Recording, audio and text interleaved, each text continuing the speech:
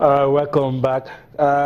Cosmos, let me just allow you finish what you were saying. Okay. The other time, and you have to make it short. Yeah, I was saying that well, some of those qualifiers that we've played against so-called middleweight teams, we've always struggled. But those times that we played against top opponents in our group, we've always make hay when the sun shines. I mean, look at qualifiers to USA 94. You had Algeria, you had Ivory Coast. I mean, Ivory Coast at the time were the African champion. Algeria at the time were former champions. They handed over to Ivory Coast. So, I mean, it was like they needed, it was a very big decision for them. And of course, Nigeria was able to qualify. 1998 as well, you had Tottenham, so you had Guinea. I mean, so your point being my point is that we should be wary of so-called big teams. I mean, we prepare better when we have so-called big teams in our group to play, whether in the African Cup or whether it's in the qualifiers or in the competition proper. So, for me, preparation is key.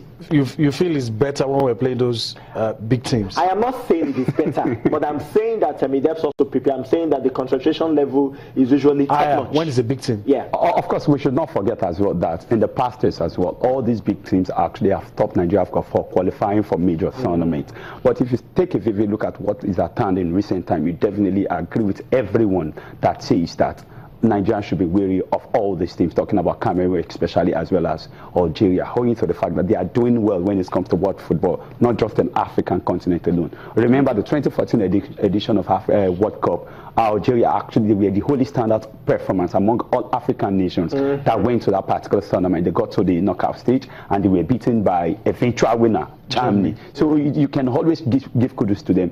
And preparing to play against both teams are not overrated. They are not overrated. Okay, let's move on. They are two good teams. All right. Okay. So guys in the house say both teams are not overrated, and let's not look down on the victory that Nigeria has had over the two teams, because a lot of people are also throwing that in, that probably those teams are not as good as we thought they were. But guys in the studio say we should show respect. Yeah. And those victories were not cheap.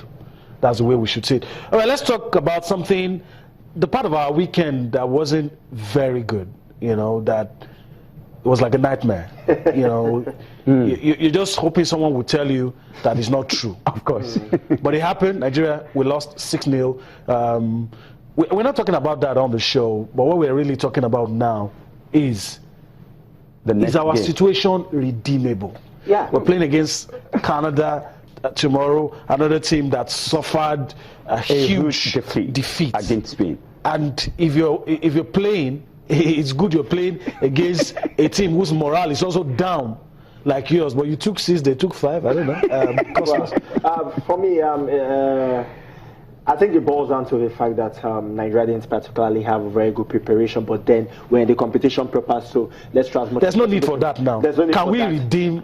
Is it redeemable? Very redeemable. I mean, you can get examples of Nigeria actually losing the first game very scandalously and getting to the finals. I'm talking Algeria. It has never been this bad. Well, I'm talking Algeria 1990, the African Cup of Nations for the men. But for the women, but for the women, it has never been this bad. I mean, it's something that has not happened or has never happened. We're usually doing well in the under-20 World Cup. I mean, we've been to the final of this competition twice and all that. So for me, what the coach just needs to make sure that they make some changes.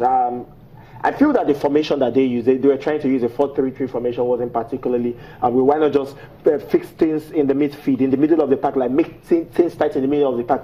I suggest a 4-2-3 one kind of formation where the midfield is jam-packed, and the fact that it shows that they can be able to pass. The problem, one of the bans of this team was that they were not able to pass. Make 2 passes, 3 passes together. They were always missing it out in the middle of the pack and giving the defenders so much work to do. Okay. And that was why they lost. So for me, just make the changes. And when you make the changes against Canada, who is on a very good side too, just try to take your chances and play well. Dotun, is it any consolation that Canada will not be as good as Japan?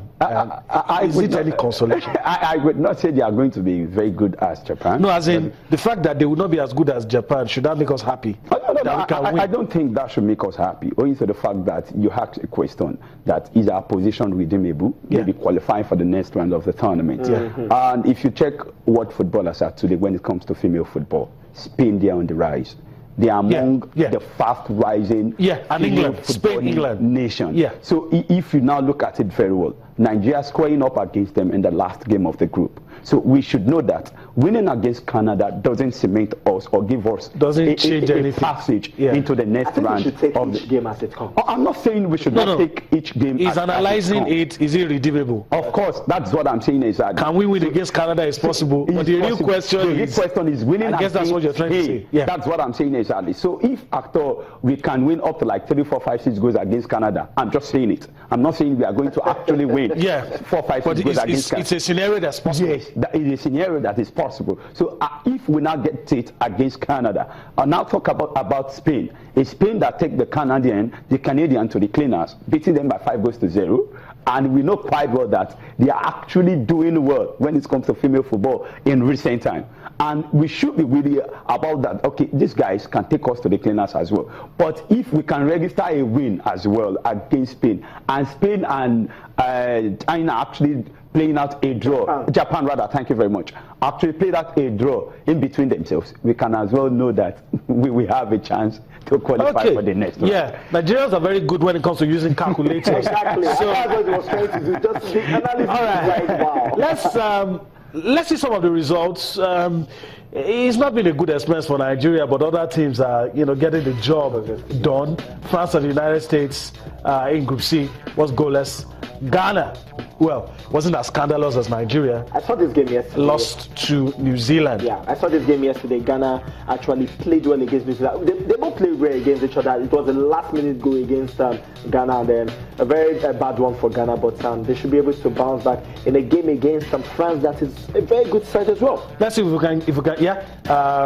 Other results. You also have the Germans defeated Venezuela 3-1. Mexico 2-0 victory over Korea Republic. These are some of the results from the FIFA Under-20 World Cup. Do not lose interest. It's not over yet. It's still redeemable. We can make it work. We can turn things around, and probably this may just be the catalyst for that turnaround. But let's inform you that Nigeria will be playing tomorrow against Canada 10 a.m. Nigerian time. Yes. And hopefully we will be talking of a victory for Nigeria. And going by Dotun's words, maybe, just maybe, Spain and Japan will probably play out a draw. Maybe everyone will smile on us again in that one.